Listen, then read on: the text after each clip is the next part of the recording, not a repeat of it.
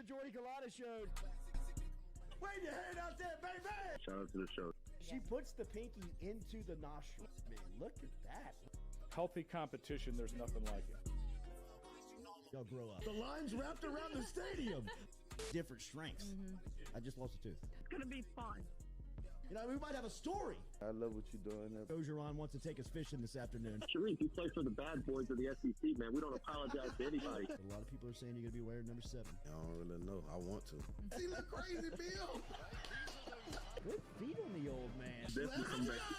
You know, I love. We'll be right back with the Jordy Culotta Show.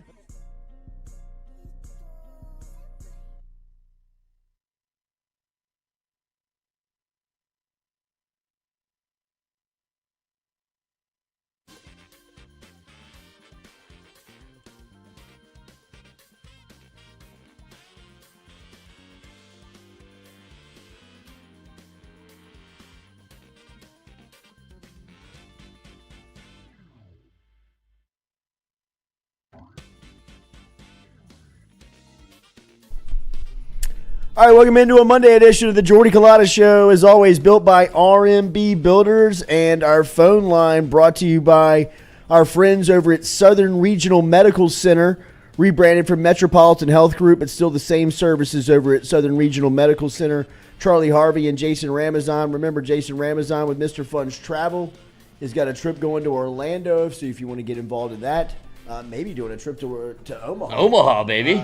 As the Tigers yesterday, that was the big news. LSU stamps their ticket to Omaha, going back for the first time since 17. LSU goes through Kentucky in the Baton Rouge Regional. Does it in pretty easy fashion. On Friday night, Paul Skeens and the crew, or Saturday night, Paul Skeens and the crew dominated Kentucky, and yesterday LSU was able to pull away from the Wildcats and take care of business with an 8-3 win over Kentucky. Welcome in. We've got a very special guest in studio, a part of the Jordy Culotta team, a part of the FM digital media team since day one. Man, we had some very scary times with our boy over the last month and a half, but it is great to see him back in the studio here with us on this Monday morning. Shout out to our guy Noah Tingle, who is here Alive. healthy, same fighting weight, which is incredible. I mean, like, whatever steroids this guy was on pre-accident. I mean, what a testimonial for that, bro. Great to see you, man. Cycle's not over. I appreciate it. What's going on? How are you? Lucky I'm to good. be alive. I'm doing all right. I'm doing better. Yeah. You know, getting there, but yeah, I'm happy to be here. So you're fully, you in rehab? Yeah. I mean, like physical rehab. Yeah, I don't have any PT or anything from any of the injuries, Really? so yeah. Wow. I mean, I could, but I'm just Do it myself. getting through it myself. So, but yeah, I mean, I'm still recovering. There's still some dust swabs I got to shake off, but Cobwebs. Yeah, cobwebs. Yeah, brain injury. Still concussed. Yeah, but yeah, I'm doing better. Bro, it's Definitely great to better. see you, dude. Great to see you. It's good to I be back. felt like I saw a ghost when he walked in here. I thought it was you. I was like, why is Jordy getting so close to me? And I was like, oh, it's Noah. And so happy to have him because we got a light staff today. It was, yes, above all else. needed the bodies. we needed the conversation. But it's great to see Noah, man. It is great to see you, bro. I appreciate it. Welcome back. Yesterday, it was Cade Beloso who launched a 3-run bomb in the top of the third to give LSU a big lead, and they never looked back. 8-3 was the final, as we said, as LSU clinched their 19th trip to the Men's College World Series that'll take place in Omaha starting up this weekend. It looks like LSU's going to play in the Sunday slate. They have to figure out. We'll find out today. Tennessee and Southern Miss is who LSU is waiting on to figure out. Texas and Stanford also will play today for that 7th and 8th place in Omaha. You've got 6 of the teams so far stamped. TCU is in. The Gators, Florida is in. UVA, Virginia is there. Wake Forest pummeled Alabama yesterday, putting up 22 runs on the Tide.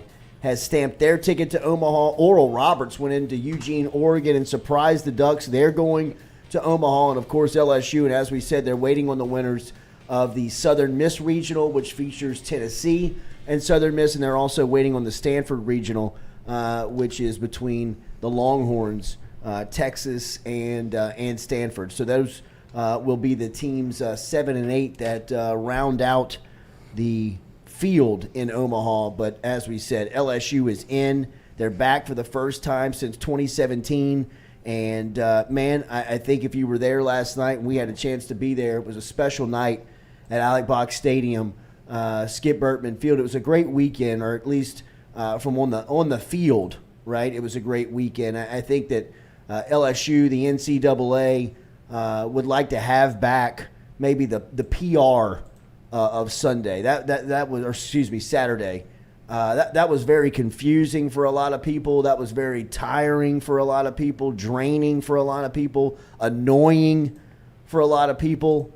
To sit out there and go sit for what is supposed to be a 2 o'clock first pitch under bright blue skies, and it be rain delayed for 6 hours nearly, with news that you can be brought back to the park and you're suspended again. I mean, it got to a point where, I mean, it was almost, it was not, you had to laugh at it. Mm-hmm. Right? I mean, like, you had to find almost the humor in it to not go crazy, because, I mean, the fact that you're sitting there and looking into, just blue skies and under suspension, under delay. I mean, they could have played that game twice by the time they got it going on Saturday night. But it's in the past. It's done. I'd imagine that there's a lot of people that learned from that situation on Saturday. And hopefully, if it ever comes up again, they can probably handle things a little differently. That decision is made ultimately by the NCAA site chief, right? That is there, who's going to make that call. Both Maglione and Jay Johnson had some input on that game. And the first order of business was to make sure that they could get 9 innings in.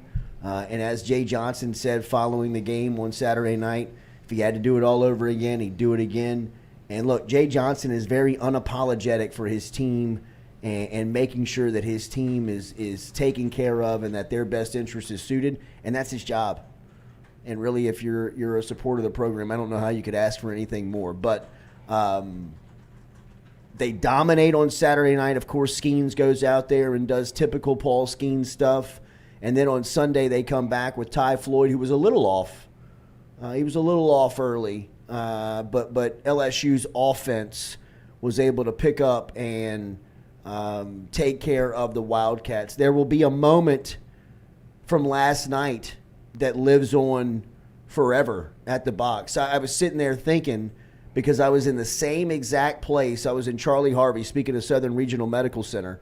Our friends over at Southern Regional Medical Center, Charles Harvey, and his crew were obviously up there last night. Everybody was taking in the game, and we went up there for the last couple of innings of last night's game, and that's where we were at the end. Was up there at the Southern Regional Medical suite, and Dylan Cruz came up to bat in the 9th inning, and I remember being at a super regional, I guess it would be a decade ago, with Alex Bregman coming up to bat for his last time, and everybody standing up and clapping. And Cruz last night rips, after 4 walks, rips a double down the left field line, and his emotion and celebration when we got, and the video you're watching is actually from Jason Ramazan from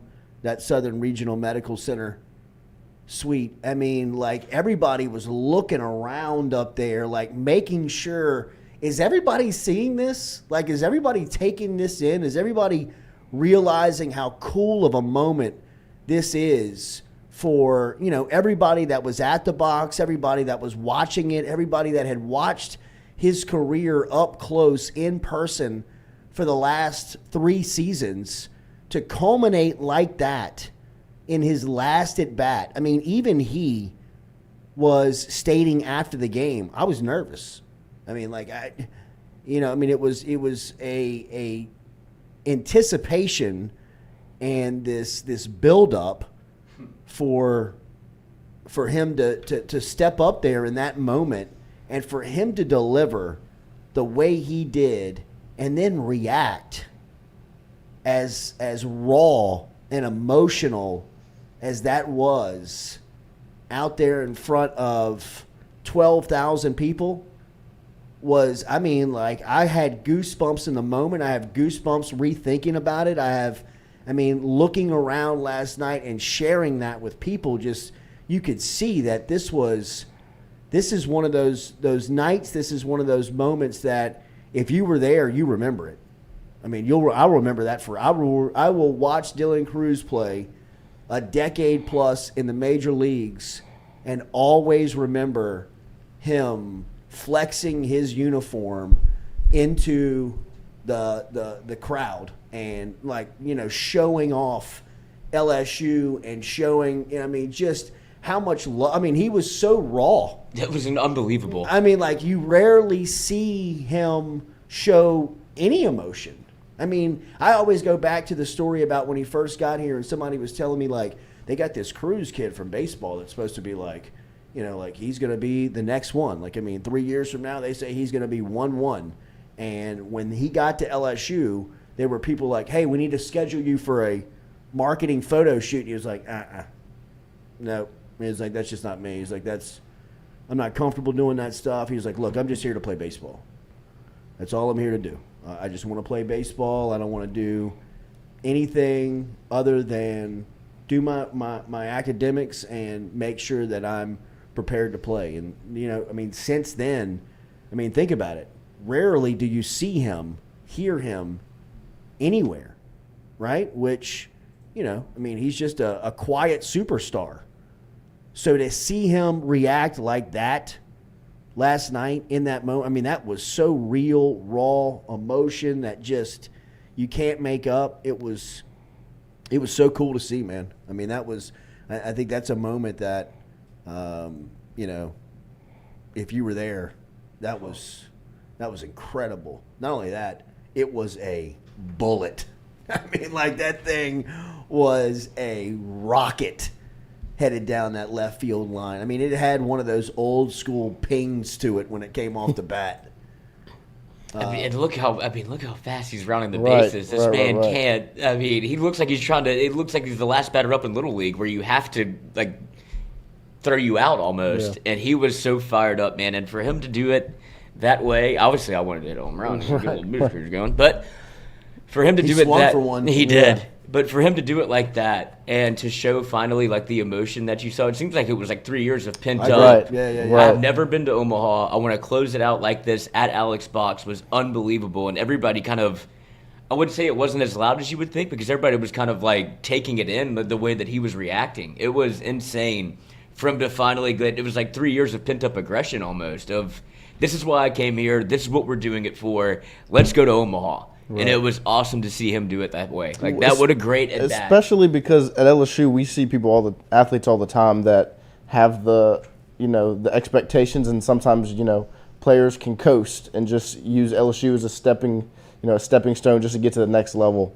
And to see somebody that's been set up to go to the pros and be the first overall pick since day one, to show that much love for the university and for the atmosphere and everything, it's awesome. I think that's what it was. I think that's what it was for everybody was, you know, really just kind of seeing his admiration and appreciation and love for LSU come pouring out. You know what I mean? I think that's why everybody was so just drunk off of it. I mean, like, when you looked around, people were just – like, they couldn't believe what they were watching. I mean, like, there were so many cell phones in the air. There were so many just people, like, almost bug-eyed looking around. Like, this is incredible to see this, you know, this prospect, this guy, this player have this amount. It was like a 3-year, this is why I came to LSU to experience all of what has built up to here, but to take a team to Omaha that really feels like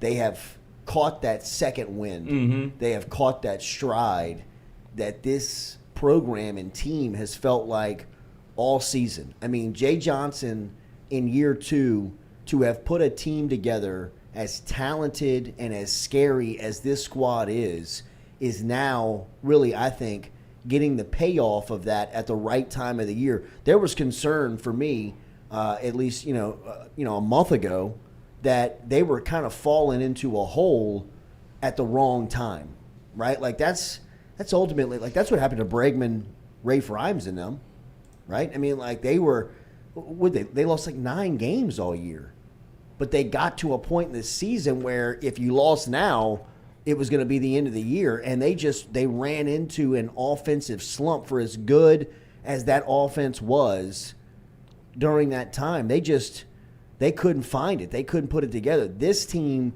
even though they've went through that, seems to have worked themselves out of it, and now seem as electric offensively as they did at the beginning of the year.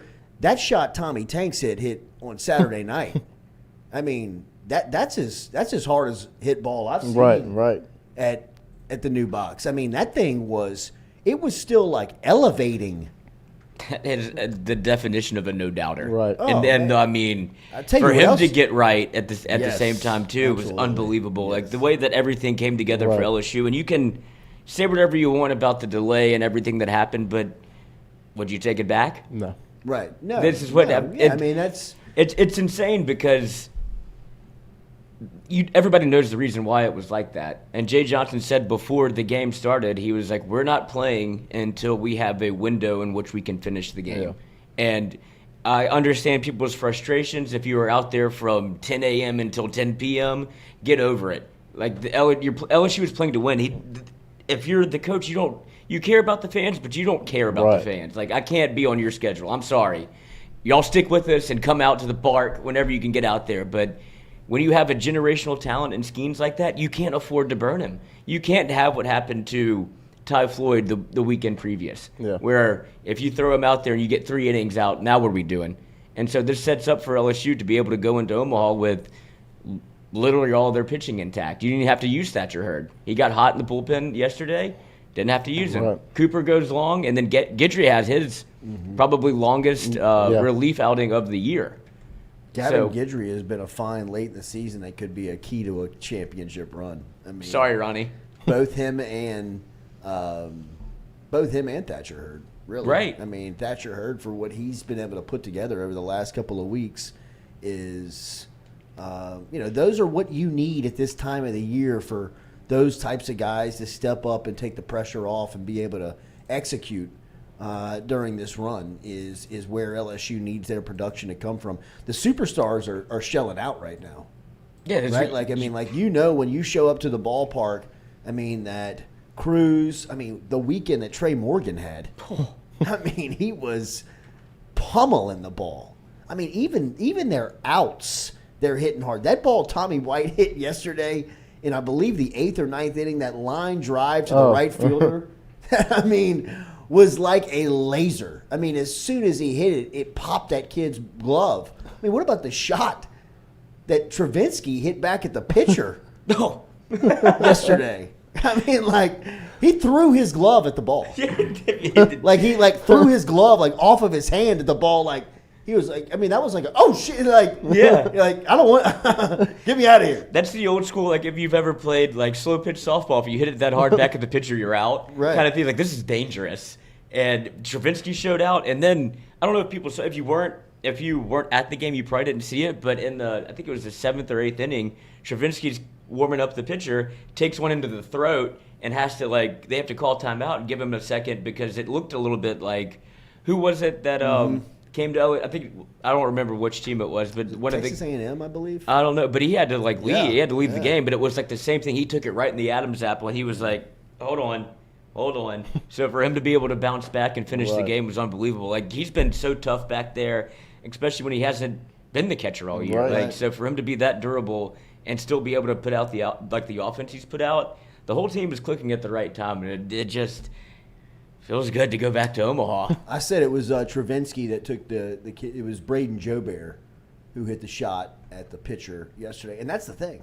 I mean, pick one. All of them are just – they're seeing it well right now. Yeah. I mean, from Josh Pearson to Travinsky to Joubert to all of the stars, right? The Trey Morgan, Dylan Cruz, all of them right now are Tommy Tanks are on it. It was the Alabama catcher. Yep.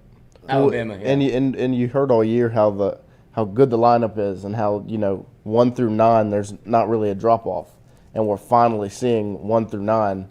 Anybody can hit it out. Anybody can get on base at any point in the game, and then at the same time for like you said, Guidry and Thatcher Hurd, and then Riley Cooper, who's coming out and putting together good performances, and even though he's not striking a bunch of people out and it doesn't look crazy, he's not getting. They're not scoring runs. He's the only guy on staff with Omaha pitching experience. Right. Mm-hmm.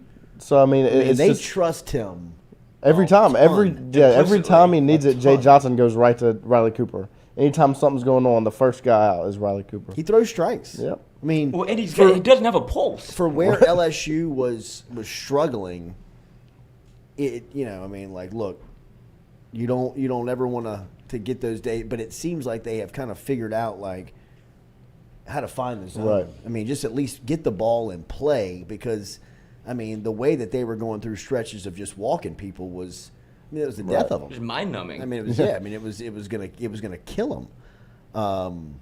And then you could even say the same thing for what Ty Floyd went through yesterday. Like, you could say it was a bad outing if you want to, but whenever it was nut cutting time early on in the game, to only give up one run in that scenario, and you only give up the solo home run, and then to be able to get in a high pressure situation early and get out of it, that's what he's done all year. Right.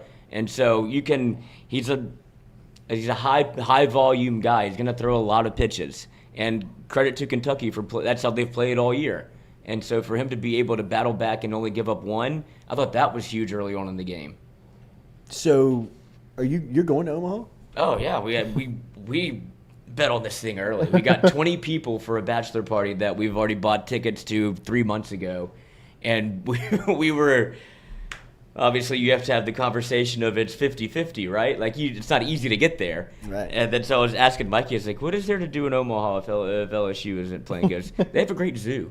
And I was like, oh, this is going to be a ton There's of a trip. casinos and stuff. You have to go to Iowa. Right, but it's just right over. It's right. Going to Port Allen. Right, but that's not what we would. Obviously, the point of the trip would be for the bachelor party will be great, but to see LSU play in Omaha, I've never been. I never got to go to the old Omaha either, so this would be this is a bucket list item for all of us. So it's going to be there'll be some content coming out. I hope. I'd imagine.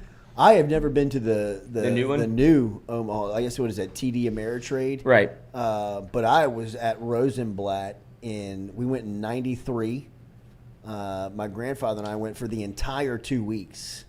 We saw game 1 to the championship game. Wow. And it was an incredible experience. And I was young.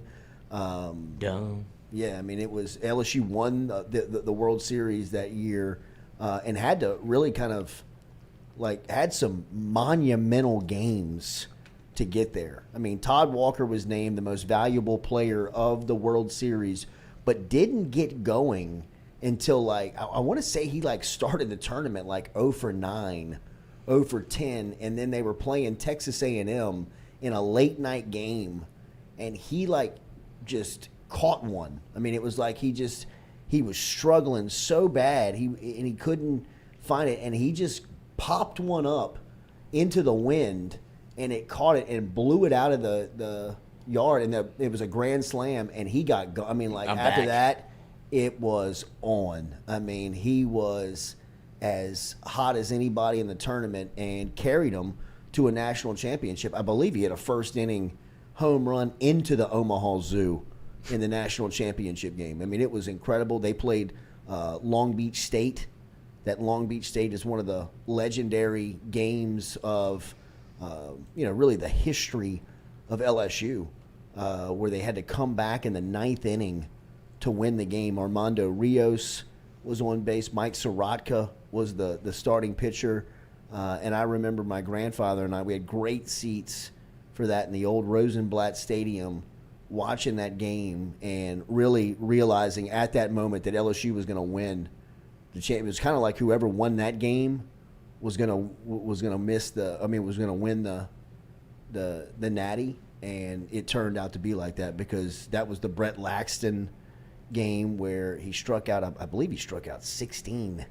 17 in the national championship game, and offensively LSU they beat the hell out of Wichita State, but had a great tournament. And then we went back in '98 where LSU had the best team there, and we didn't go until you were like, wow, LSU's they're about to steamroll this thing, because that was when like Cressy and all those guys were just it was gorilla ball, and they were hitting, and then the wind changed on them. Like as we flew up there. The next day, I'll never forget, we got there and we like packed as if we were going for the summer. Right. And when we got off the plane, it was freezing and the wind was just like howling. And we've got a picture from inside Rosenblatt where we're all like bundled up and like you can tell that the wind is blowing, and LSU just couldn't. They had the best team there. They just couldn't beat the elements. And then USC laid down a bunt late in the game, and Doug Thompson came off the pitcher's mound, and he lost his foot. He slipped, and it was just one of those days, man. It was just one of those days that they could not get going. But Omaha is a great trip. I'm telling you, like even without you think like there's nothing to do there, for these 2 weeks. People like ascend on Omaha and create things to do. There's a bar room named Barrett's Barley Corner. Kano told me about in that. Omaha that counts down, like they wait on LSU to make the tournament. And if LSU makes the tournament, this guy pretty much, Barrett has said, if you go up there and talk to him, he'll make his entire year in these 2.5 weeks, because LSU people, the first time they came up there, in '86, this guy was like, these people are amazing. Who are they? Couldn't keep enough beer and liquor in for them. And since then, it's turned into a tradition. I remember in '93 when my grandfather and I went to Barrett's, and Jimmy Ott was doing his radio show from Barrett's. It had become like the LSU home base. Right. It's what is it? Legends in New York that has exactly. the LSU contingency. Exactly. Jimmy Ott set up there. Then it's right over. In the middle it's of it. over. Right in the middle of it. But I'm telling you, Omaha's a great trip. It is a fantastic trip if you have the means, if you have the time, and you can go. Neither. It was some of the great memories of growing. I remember we would park at the old Rosenblatt, you would park in a neighborhood. You would seriously park your car in somebody's front yard. Who was you would you pay him $10 bucks, yeah. $10-$20 to park your car, and it was just this really cool minor league baseball field, kind of tucked into the middle of a community. You know what I mean? It was right in the middle of everything, and it was great. I'm sure it's still there, but they have just moved the. Right, and I do feel like you'll never get the old Omaha experience just because of the way that it was built. It almost feels like old Alex Box, where it was just, this feels like baseball, and this one's obviously a little bit, I guess, more commercialized, but I feel like the town around it in Omaha, the experience is the same, but it feels like the stadium's not quite the same, where it's not that old school nostalgia. Yeah, exactly. There was wood bleachers. It was creaky. The bathrooms were bad. It was just they had personality to it. And I'm sure it got to a point where people were like, "We got to build a new stadium." Yeah, This thing has become such a tourist attraction that, you can't have people here, in these facilities. But it's just like that. It's just like the old box. And speaking of the box, I thought that the new box this weekend was on fire. It's been waiting for this moment. I thought that, look, whoever made the decision, or at least now you see, putting the students together at a baseball game can be electric. Like, it can be a cool home field advantage type scenario that you can build. Now, look, every day you're not going to have a 10-hour delay where you got students just sitting in the sun boozing, from 1 o'clock in the afternoon until first pitch at 11, 9 o'clock at night. You know what I mean? Like that was a football game type atmosphere. But having the students in one section, and Jay Johnson actually purchased those right field bleachers and told the students, all you got to do is just sign up. Show up. If you sign up, show up, you're in. And making that happen was, I thought, maybe, kind of you're falling a little bit ass backwards into something of, getting your ticket committee together and saying, hey, look, whoever's in there as season ticket holders, move them to a better place in the park and keep their rates the same, but that needs to be the student section now. Or find a section. That seems ideal because, you can just let them run wild out there. They're away from everybody. Mm-hmm. They're away from kids. They're away, you know what I mean? Like, just put them in one section and let them throw their drinks in the air every time they hit a home run. First, aesthetically, it looks incredible. Mm-hmm. It looks like a home field advantage. And for what LSU has been battling, for what, the program, the box has been battling is a little bit of stuffy. The atmosphere is a little stuffy, right? It's a little bit of high class. It's like, is it this college baseball? Yeah, it is college baseball. So make it feel like a college environment. That thing felt like a college environment this weekend, right? And I wasn't there on Saturday night. I was there on Sunday. But Saturday night on television looked incredible. It looked, sounded, felt kind of like a football game. It was. But, when you have LSU fans, you give them a scenario of tailgating, boozing, baseball all day. Really, there was no rain. For as much as the games were delayed, there was really, no reason to kind of run for shelter. You knew that place was going to pop whenever they made the first pitch. But to see the student section having, a place to their self and, the opportunity just to kind of go wild, be kids, be students, enjoy a college baseball game. That had to be eye-opening for somebody at LSU, hopefully.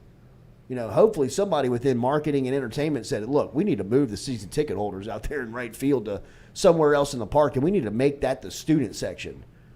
Put a sign over their head. Name the spot. Whatever it is. The bleacher creatures. I don't know. Whatever it is. But make that its own type of section where, man, if you can create that every single weekend, they should be adding seats to it. It was fantastic. And then yesterday, I thought was, man, you could feel the anticipation of the crowd. That third inning when Beloso hit the home run and LSU kind of got out to the lead, you could feel the crowd kind of sensing like it's time to go back to Omaha. We want to go back to Omaha. LSU's not losing this game today. And, the crowd they were on tilt from first pitch. Really, first pitch on. They showed up expecting to win. They showed up knowing that today's the day that you could see Dylan Cruz take his last at bat. You could see LSU go back to the tournament for the first time since 2017. And I thought that was the feeling in the box. That was the anticipation in the crowd, and man, it was almost inevitable. It was not if, it was when that thing was going to implode for Kentucky. And Kentucky, I think they knew it. Afterwards, you could hear Maglione and the staff kind of saying, like, look, this was the wrong place at the wrong time. This was just – I didn't know that Jay Johnson and Maglione were that close. They're boys. I didn't know that. Yeah, I don't know why, because was it Maglione? But, Mangione, he tried his best to – I guess, credit to him a little bit for trying to like stall the momentum because he was Right. out on the field almost every other pitch trying to delay the inevitable, it seemed like. But I mean, Kentucky, whenever you come into a place like that, I'm sure, like you said, I'm sure it felt like their backs were against the wall and they're like, oh, this is what LSU baseball is. This is how, like, this is what we were terrified of.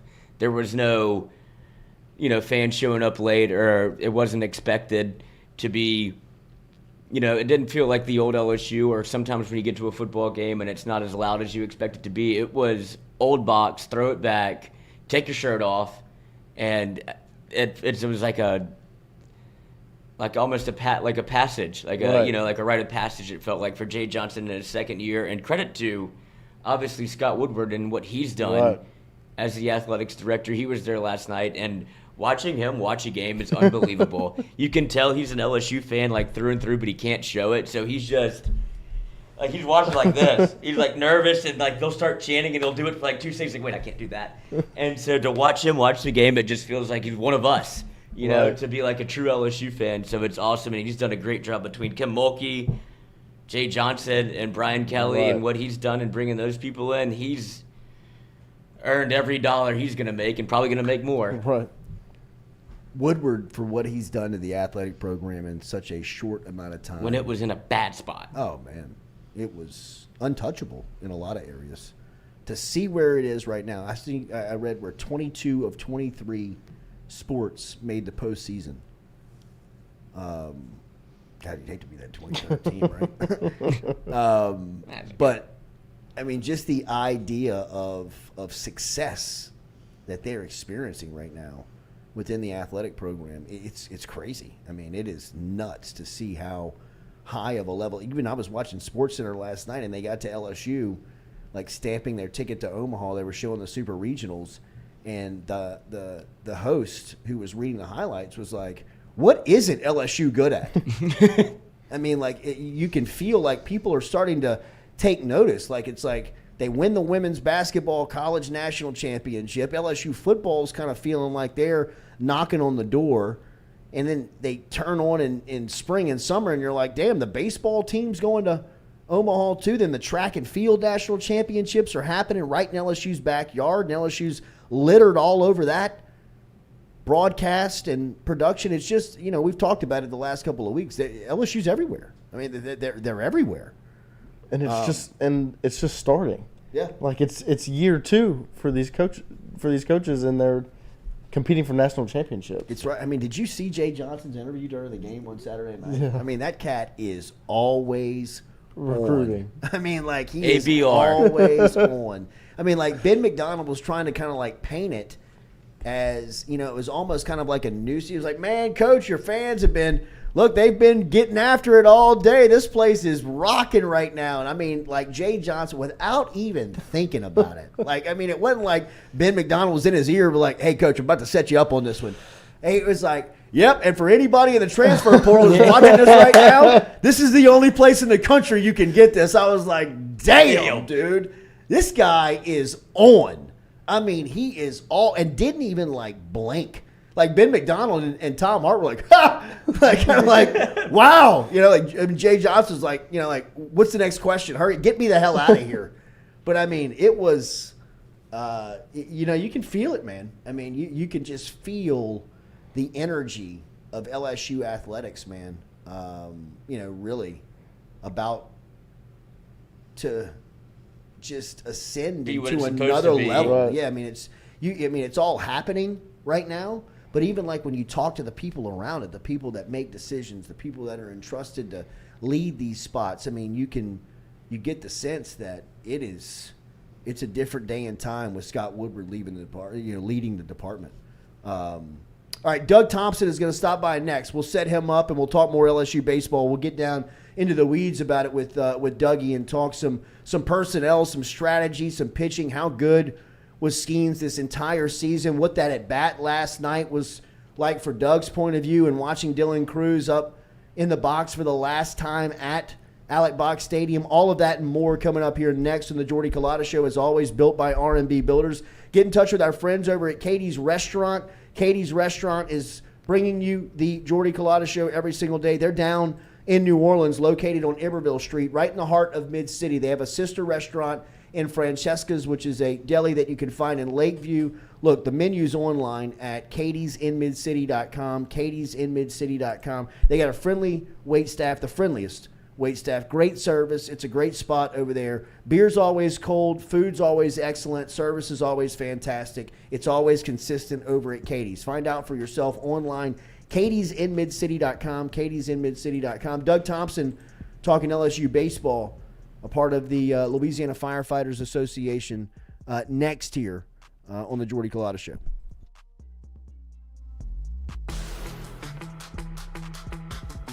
Donaldsonville Glass and Body, the trusted name in frame, body, and automotive paint repair since 1977. They have served their customers for over 45 years. You can find them online at dgbauto.com or stop in and see them Railroad Avenue and Division Street out in Donaldsonville, Louisiana. Look, they can help you with your insurance claims. They can make the repair process as stress-free as possible. I'm speaking from experience here. I've got numerous windshields, body repair, all done by Kenny and the crew over at Donaldsonville Glass and Body. They are, without question, the most well-equipped shop in the area. Stop in and see them today. Shop them online, dgbauto.com, or stop in and see the crew over in Division Street in Donaldsonville, Louisiana. Donaldsonville Glass and Body.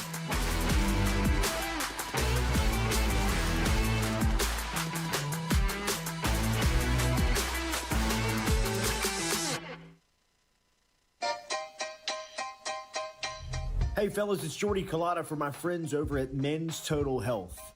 Guys, do you suffer from fatigue, decreased libido, erectile dysfunction, weight gain or loss of muscle mass, signs of depression, anxiety, hair loss, mental fog, general loss of interest? Then you might be suffering from low testosterone. Go see my friend Mike Roach and his great team over at Men's Total Health, over in Metairie at menstotalhealth.net online.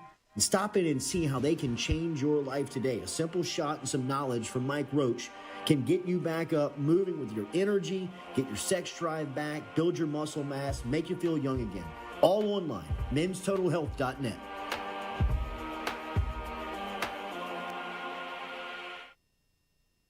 Red Stick Sports, a local staple in Baton Rouge to all sports fans, was founded back in 1981 and has remained a family business for over 40 years. Today, they still have the great selection on the floor, but they're also a leader in custom apparel for businesses, sports teams, and other groups. Take it from us, everybody over here at FM Digital Media. They help us out with all of our apparel. Let them help you out today. Go ask for Cody over at Red Stick Sports. Check him out online at redsticksports.biz. We're all from different places and backgrounds. We've each experienced our own versions of life, but in the end, we're all on the same team. I'm part of that team, along with these players in purple and gold. Kayshawn Buddha, Malik Neighbors, Miles Frazier, Kyron Lacy, Greg Brooks. Whether on the field or in the courtroom, your team matters. So join our team, make a difference. Bet, let's get it done. The Jordy Culotta Show is brought to you by A-Bears Lawn Maintenance. Commercial or residential, A-Bears Lawn Maintenance is ready to work. A-Bears can tackle all your homeowners association requirements. Call Blake at 225-485-8022. A-Bears Lawn Maintenance.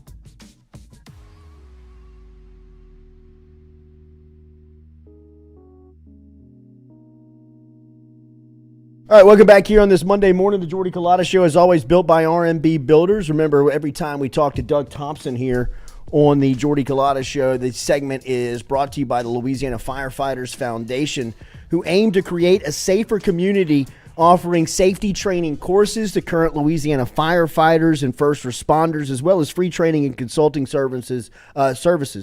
To to our community business owners, teachers, and administrators. If you want more information, visit LouisianaFirefighters.com. That's LouisianaFirefighters.com. Schedule your free training course today to learn and prepare yourself for the unexpected. Louisiana Firefighters Foundation, aiming to make Louisiana a safer place. The box last night at times did not feel safe for Kentucky as the opposing crowd was in it, man. That place was on springs last night. They were expecting a Tiger win. When I showed up to the park about 15 minutes before first pitch, you could feel it in the parking lot. You could feel it with people walking through the gate. And then, of course, when you made your way into the box, you could feel it. They were there to go to Omaha last night, and they took care of business. From the LSU Sports Radio Network, a good friend of ours, Doug Thompson, and as we said, every time he's here, it's brought to you by the Louisiana Firefighters Association.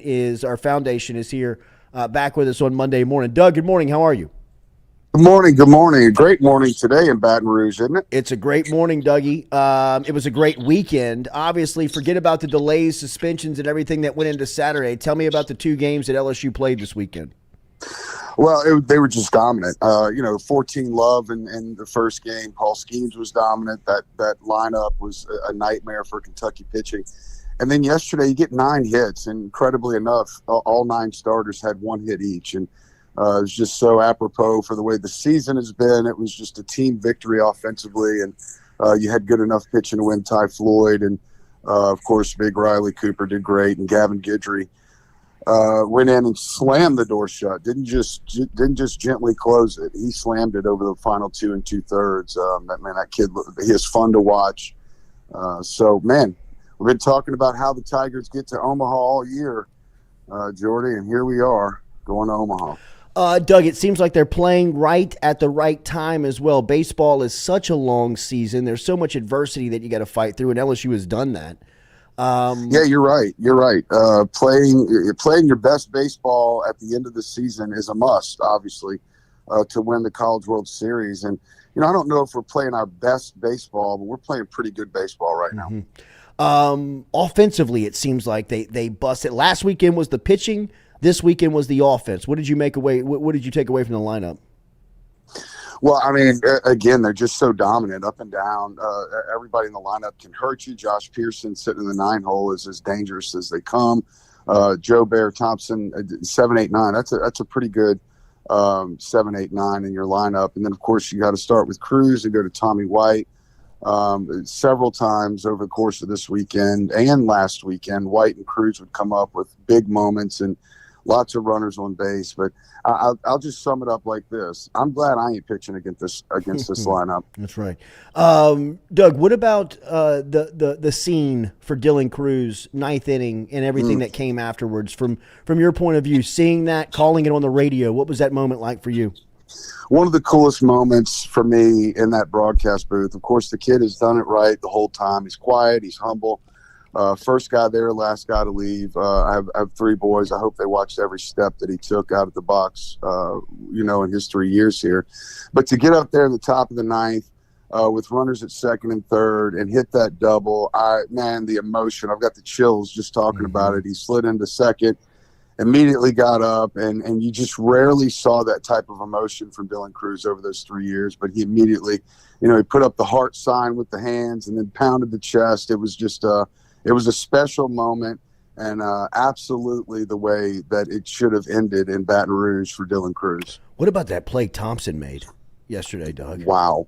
Man, I'm telling you, we've seen some great plays, and, of course, can't remember them all. But let's just put it this way. I don't recall seeing a play at the box in my last 8 years of broadcasting anywhere close to that one. It was as big league gets. I mean, he looked like Derek Jeter out there. You have been a part of great teams that this part of the year you're taking off. You're going to Omaha. How cool is this as a player? I mean, a lot of these guys are experiencing this for the first time. Well, I'll tell you how cool it is. That regional romp, that is what we call it, where you run around the field and you thank all the fans for being there all year. It's one of the coolest moments as a player that I ever had. I still remember it vividly today.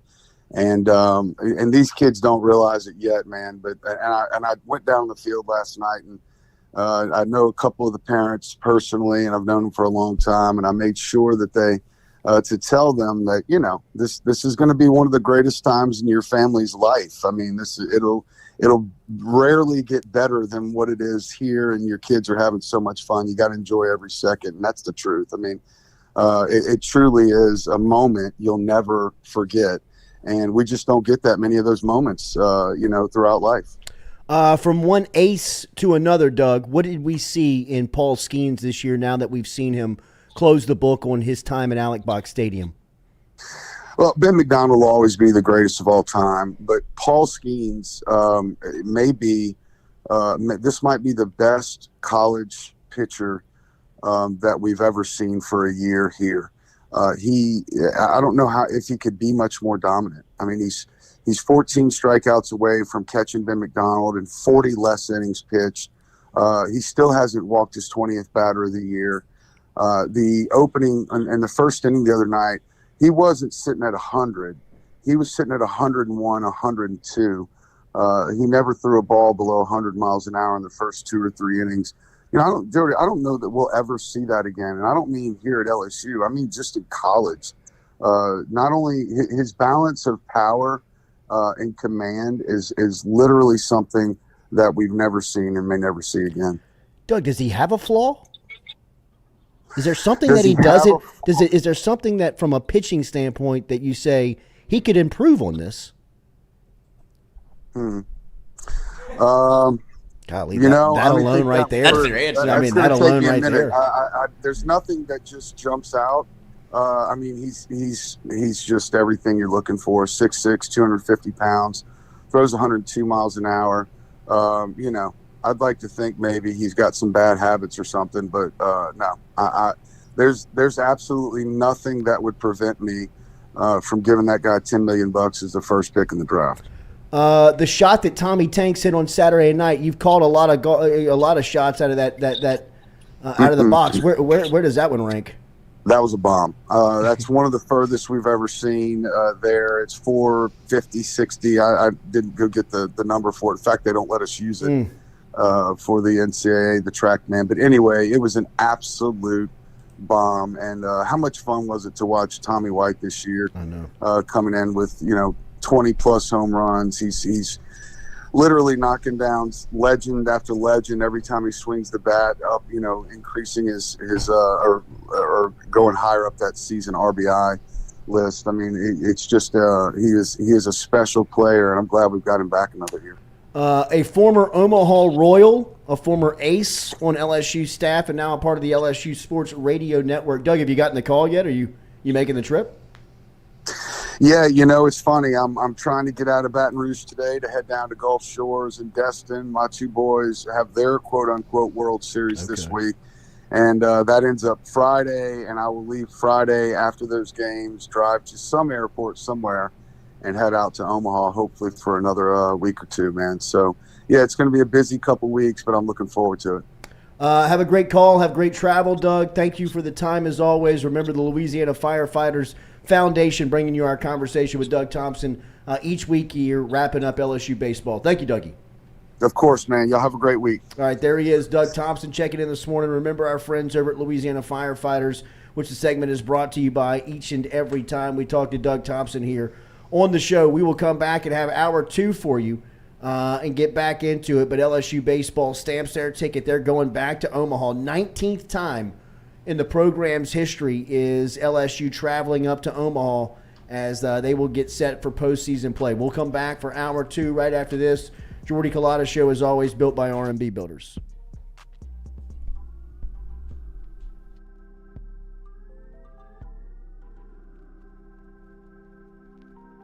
In a wreck, Gordon McKernan Injury Attorneys is ready to go to work for you. Come meet your team. I'm your intake specialist. I coordinate your case and connect you with your attorney and paralegal. That's us, your legal team. Here you go. Thanks. And we'll fight to get you every dollar you deserve. I'm your settlements and disbursement manager, and I'm here to get you paid on time. I'm attorney Gordon McKernan. Put our team to work today. Just call us. Get it done. Are you looking for sound financial advice? Then get in touch with Daniel Newman of Edward Jones. You can call him today at 225-261-8262 or email him daniel.newman@edwardjones.com.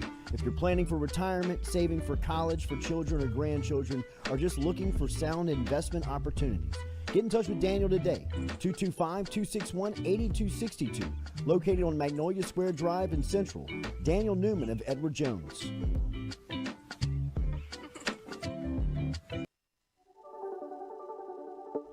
Don't let the name fool you. Men's Total Health has offerings for the ladies, too. Guys, is your wife or partner suffering from urinary incontinence, low sexual desire, or pain during sex? Then the O-Shot might be for her. Don't let it scare you. It's totally natural. It's PRP.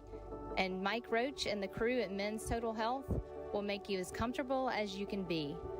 Contact me for more information, Katie at JordyCulottaShow.com, and I'm happy to tell you everything that Men's Total Health has to offer for the ladies.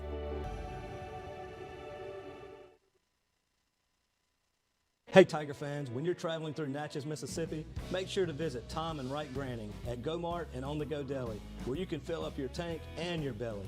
Go-Mart has clean restrooms, community coffee, an awesome beer cave, and a great selection of anything you may need on your trip. Located at 4 Sergeant Prentice Drive as you're entering Natchez on the left. Also stop by Wardo's Po' Boys at 309 North Broadway on the beautiful Natchez Bluff, where the Po' Boys are so good you'll swear you're in Cajun country.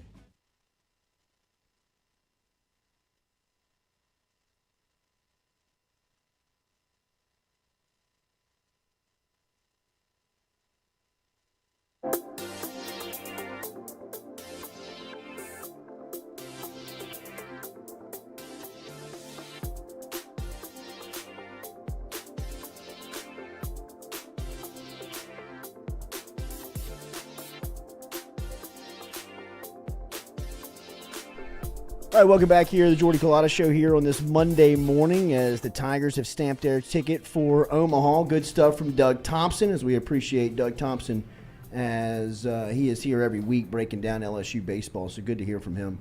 As you can catch them on the LSU Sports Radio Network. It looks like LSU is going to play in the Sunday slate of games. Not confirmed yet. Still waiting on the winner of Southern Miss and Tennessee, which will be played today. The other regional game, the other super regional game to be decided is up in Stanford and Palo Alto between Stanford and Texas. We'll decide that third game between those three. So that 3 games. So we'll see what the outcome is there between those 2 supers before the last of the field is set for Omaha. But you've got 6 of the 8 teams stamped and LSU is one of those. TCU, Florida, Virginia, Wake Forest, Oral Roberts, and of course LSU is the final team that has already stamped their ticket in. Tennessee, Southern Miss today, Texas and Stanford today is when we'll know what the rest of the bracket looks like and can get an idea of what the schedule looks like. So we will keep a monitor and keep an eye on that as LSU is in. Jay Johnson, year 2. As we said, Johnson was fantastic, I thought, on the podium this weekend.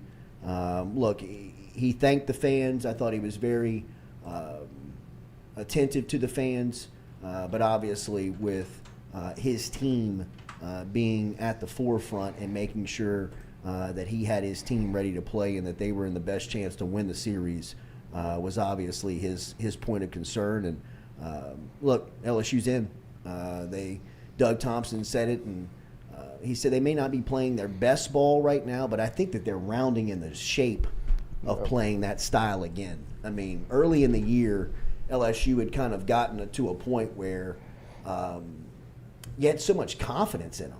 I mean, there was never any time or any scenario or any situation where you felt like they're not going to be able to get out of this, right? Whether it was going to be hitting themselves out of it or whether it was pitching or defending themselves out of it. And I know that they've gone through, obviously, tremendous pitching struggles, but to see how they've rebounded and bounced back. I mean, the addition of Gavin Guidry and Thatcher Hurd to the pitching staff. I mean, like, to be able to count on those guys and the way that they compete is what you have to have happen on championship runs.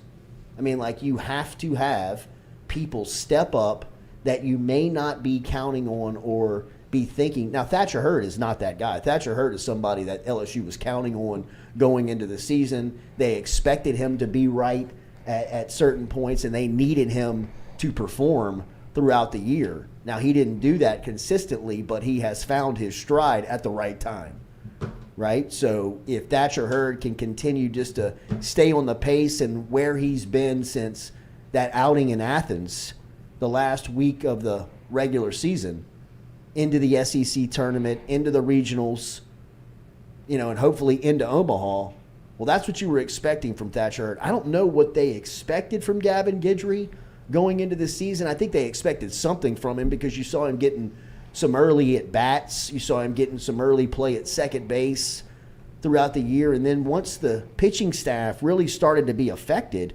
where you started losing bodies and losing really capable arms. I mean, once Garrett Edwards and Chase Shores went down, I think that was kind of like the moment where Wes Johnson and Jay Johnson said, all right, man, look, you are, from a future standpoint, you're going to be somebody that plays the field and holds a bat. But, on the 2023 model of LSU, you got to be a pitcher. And you got to be, like, a good one as a freshman. And he's been better than good. I mean, he's been fantastic. The type of competitor he is, I think, is what really kind of blows people away. That to me is kind of the difference. I mean, you saw the quote that came out, right? Wherever he said, as after Wes Johnson got announced that he's going to Georgia, and he went unannounced into Jay's office, and he goes, just want to let you know, I don't care who's calling pitches. I feel like I'm going to strike everybody out, and left. And he was like, who the fuck is this kid? Like, well, okay, got to trust you. So, I mean, that's the kind of closer mentality you have to have. But I'm interested to see his career arc, whether it be, I don't know if you keep him at the back end of the bullpen or if he's able to play shortstop, because Jordan Thompson's leaving. Right. You saw what he did last night. That play he made in the hole where he just Derek Jetered it was, okay, I thought he was just going to catch it and eat it. Right. And he does the jump, hop, throws over to first with no bounce. Kid's got a cannon. Yeah, he does. And so enjoy that while you got it, because he's going. You'll probably see Trey Morgan leave. Dylan Cruz is definitely gone. Paul Skeens is definitely gone. So, Right. And that's what I think a lot of this whole year is, maybe when they got into a little bit of a rut early on, it was, damn, are they going to waste this opportunity with this team? And then you have Cade Beloso, wasn't even supposed to be in the lineup, and he just hit his way into it. Now you can't take him out the lineup. His last hit now, it's Fox, a 3-run home run. Yes. Travinsky comes out of nowhere to where, I mean, you had a freshman starting at catcher. You had Milazzo come in, and then it's like, well, Travinsky has 10 home runs and 30 plate appearances, so we got to put him in. Like, LSU has a lot of good problems, but enjoy this team while you got it, because this is probably where it's good to see that they're living up to the potential, at least up to now, at least to get to Omaha, because anything other than that would have probably felt like a failure. But now go win the thing. Mm-hmm. No, I agree. Once you're in, man. It's the hardest part to do is get there. And the way that LSU is playing. Between that and Wake Forest, they're probably the two scariest teams that will be in Omaha, because they're on the same side of the bracket. So LSU will play. They see each other in the second round, right? Right. And so they'll just get ready for the conversation. Do you hold Skeens for Wake Forest? Yeah, exactly. That's what I'm saying. It's just going to happen. Right. The way that this LSU fan base has if been. If he didn't hold him versus Tulane, he's not going to hold him in the first round of Omaha. I mean, if there's no way that he is going to hold his ace in the opening round of the national tournament if he's not doing it in the regional tournament. Right. I mean, it's just. Yeah, it turns out that was a good decision too. Maybe you needed Skeens against Tulane. That's the closest game they played all in the regional or super regional. Right. And I say that, but last night it was sticky for a second. When it got to 5-3, you could kind of feel it slipping away a little bit, where it looked like Kentucky was going to backdoor you, and then LSU. Yes, you could just kind of. There wasn't a lot going on, right? And you were like, they need some momentum here. Something good has to happen. Joe Bear peppered somebody, and then you get the hit by pitch with the bases loaded, then the Cruz moment comes up, and you're like, okay, never mind. There's no way he's not going to do something right here. Well, they shouldn't have pitched to him. Well, they already walked him 4 times. They should have just walked him again. What are you doing? First base was open, and they pitched to him. So well, that's the part. That's where I feel like they figured out their lineup, where you have to have Tommy White behind him because, I mean, as good as Trey Morgan played this weekend, it still just feels like it's imminent. You know, you can't walk Dylan Cruz to get to Tommy White. It doesn't help you. You know. Now, there's a reason he almost has 100 RBIs. So, here we go. He takes daddy hacks. Violent hack at it. He changed the swing after the regional. Yeah. Is that new? His stance is new? He went back to the toe tap. He wasn't doing that. Now it's become very pronounced. He's a 1.5 feet outside of his shoulder width. How wide he gets, yeah. Well, he does that with 2 strikes. He does the Juan Soto where he gets and there's a video on YouTube before he came here. I was trying to get a feel for him because I don't know the kid, you know. I was trying to see what his personality was like, and it's just a video of him going through with his hitting coach, and they worked on that. He didn't want to do it, and he saw the difference that it made because he likes to obviously take big swings, but if he spreads them out and he's like, you're strong enough to do whatever you want. And so him spreading out like that just helps him make more contact. And it still is a laser off the bat. I'm telling you, that 8th inning out that he hit the right fielder. Right. I mean. Oh, the cattle, he almost misplayed it because he did, oh, God. Yeah, he kind of ran up on it. And it almost caught him in the chest. I mean, that thing was a bullet. JFK. Make sure to hit that like button, share button, comment button if you don't mind. LSU football is wrapping up their elite camp from the weekend. As we said, this was a huge opportunity for LSU to get out there with recruiting. They had a lot of players in. They also lost a commitment over the weekend, one from a 4-star tight end in Tavion Galloway. Decided via social media that he was going to let the recruiting world know that he had decommitted, so he's out from LSU. He said he's always been interested in Miami, and that's always been his dream school. Growing up, I used to watch them all the time because my dad, that was his favorite team. Ever since they've been pressing me to come take a visit. I feel like since I've committed to LSU, Miami has been showing me even more love. So Tavion Galloway is one that has been committed for a while to LSU, decommits over the weekend.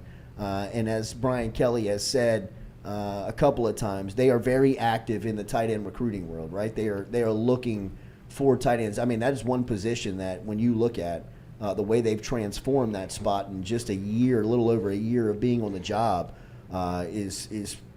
you can tell there's much attention at that spot that they want to make sure and beef up.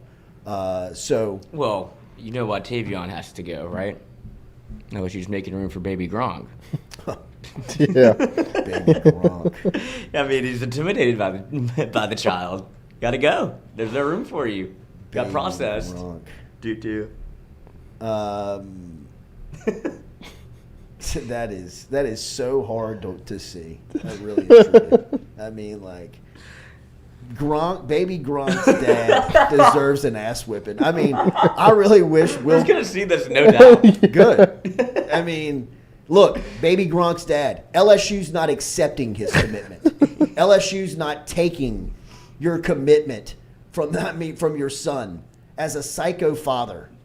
Get out of the kid's life and quit parading him around town to college campuses and going to getting him in front of stars and everything. People have had enough with it, man. I mean, like, read the book of Todd Marinovich. Watch the 30 for 30 on Todd Marinovich. This is worse than that. This is way worse than that. In a totally different way. I mean, like, the fact that you're exploiting this 10-year-old on college campuses. And Livy Dunn, what the hell is going on with you? How much did they pay you? A ton. I mean, I know you're not doing anything for free because I've been asking to interview you for 2 years now. And all I hear back is, we can't afford you. So how much did Baby Gronk cut the check for to get you to stand in on a video with this guy and pledge that he's coming to LSU? LSU don't want you. LSU don't want your family. They don't want your dad. They don't want you. They don't want your mom. They don't want anybody. involved in this scheme. I mean, it's disgusting. I mean, give me a break, man. I mean, sliding in people's DMs, asking them if you want to collab with a 10-year-old. I mean, get a life, man. Will Compton from Bussin' with the Boys, one of Barstool's most famous podcasts, and Taylor Lewan, I mean, straight up just bodied this guy. I mean, like, they went public with these tweets, like, put his DMs out and was like, bro, get the hell out of here. It want nothing to do with you. Leave everybody alone. Did you see where the dad tried to go behind Compton's back after? So he, obviously, Will Compton made the video and leaked, like, the DMs of him trying to collab. And then the dad has the audacity to go to Taylor Lewan. He goes, we don't need Will Compton to do this. He goes, you don't think we're aligned on this? Like, what do you... He's like, go away, man. Yeah, leave. Get out of here. I mean, like, this is amazing, man. That this, I mean, it was bound to happen in the social media world. I mean, I've never seen anything like it. I hate the fact that this is the first, but I mean, hopefully this is the cautionary tale of this is ridiculous. I mean, like, this guy sweating everybody, chasing and just, star chasing and clout chasing everybody for his 10-year-old kid is, I mean, it just feels so grimy. He's setting his kid up for failure. Oh. Like, the kid's going to have these expectations in his own mind. I don't think anybody's got expectations for the kid. No, but he's 10. What are y'all talking about? He's the Riz King. He rizzed up Livy Dunn. Dude, I mean, like... That video, it looked like there was a gun to that guy's head. The one on TikTok, he's throwing, he has over 300 yards and 5 touchdowns a game. He even rizzed up Livy Dunn. I was like, this poor guy is like, get me out of here. I mean, if we're quoting 10-year-old stats... Right. That kid's going to be doing a lot of meth and cocaine by the time he's 14. Look what happened to me. I mean, like, are you kidding me, man?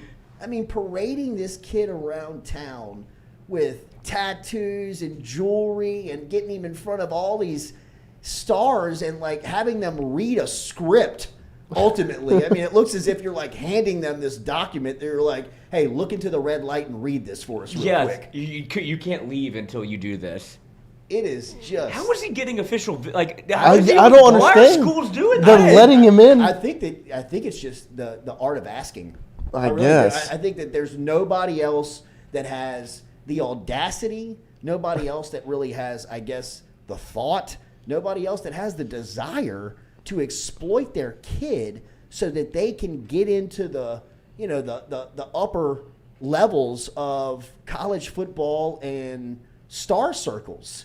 I mean, like, when you take a step back from it, there has to be nights around the dinner table where the mom and dad are like, this weekend was a little depressing, right? They don't cook dinner. They're going out to eat. Well, wherever they're at, looking at one another saying, like, I mean, this was a little much this weekend, right? I mean, like putting the 10-year-old in a car and driving him all over the South to try and get on people's social media. It just, at some point, you got to be like, all right, maybe not. Maybe not anymore. I mean, like, it seems as if the world is catching on that we're a little psychotic. I mean, people are, like, putting this stuff out on social media now and quote tweeting. And, I mean, let the kid be a kid, for God's sakes.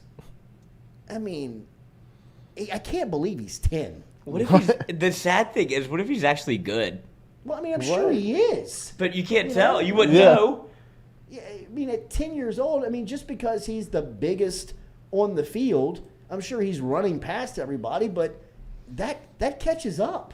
You know what I mean? Like, I've seen a picture of his dad. He ain't going to the league. Have you seen his mother? You know? I mean, yes.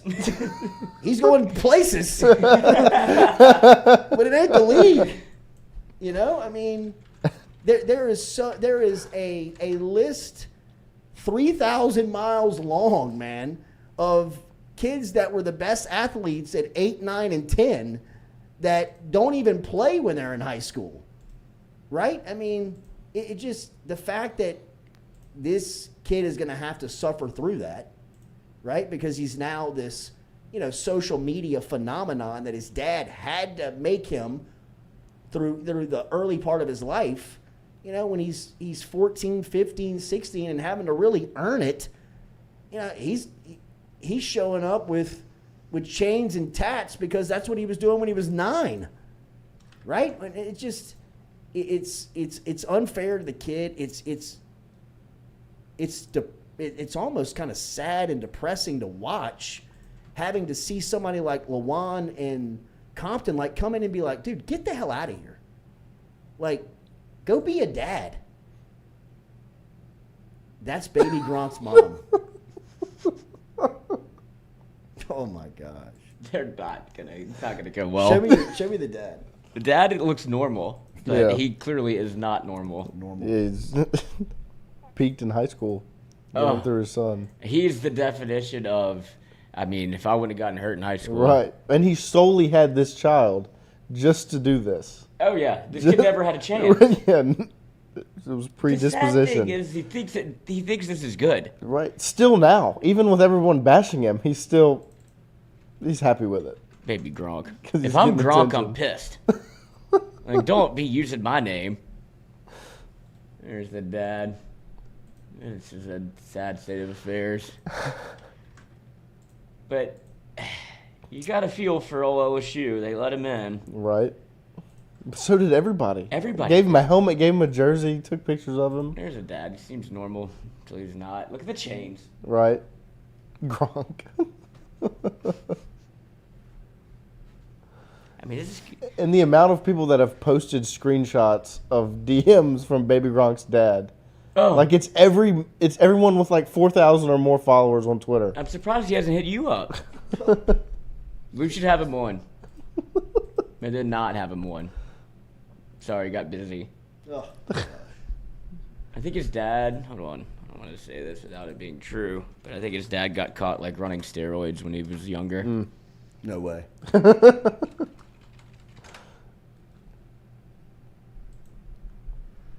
But it is just got found with like 300 needles, some trenbolone. That kid could be on steroids. Could be. I'd start now. I wouldn't put it past him. Past his dad. But that's the sad thing. Like I said, like if he was, obviously he's talented. They said he works out 6 to 7 times a week. Like this is all he does. He was born for this. He's different. I was like, God, I don't know. Why am I reading this? He was born for it. His dad had the didn't kid have a just choice. to do this. Yeah. Crazy, man. I'll keep an eye out. Very depressing to watch. It is. Game 4 of the NBA Finals tonight. It could be the end, or is this Game 5? Game 5, yeah. As Game 4 was won by Denver in Miami. Denver could close it out tonight in the Mile High City. They played bad last game too, and they still won. It seems like it's kind of over. Yeah. Heat culture, dead. I will not be here tomorrow morning. I am in a meeting over in Central, so Katie and Lloyd and the crew, Noah, he's back. Will hold it down. We appreciate Doug Thompson for being here on this Monday morning and breaking down LSU baseball as the Tigers have stamped their ticket to Omaha for the 19th time, like we said. So congratulations, Jay Johnson, everybody in the crew, as they get set for another trip. As Lloyd will be there, so hopefully we'll have some content coming out. Mic'd up tonight, 6 to 8. I was told by Jay yesterday on the field that he will be coming on, but that can always change. We don't know his media obligations going forward. So he did say he's going to come on the show. So probably a Jay Johnson Monday, back to the old ways, 6 to 8. That'll be great. Tigers in. All right. He is ecstatic. Yeah, he's got to be. Thank you for being here. Hit that like button, share button, comment button. We'll be back with you tomorrow morning, 7 a.m.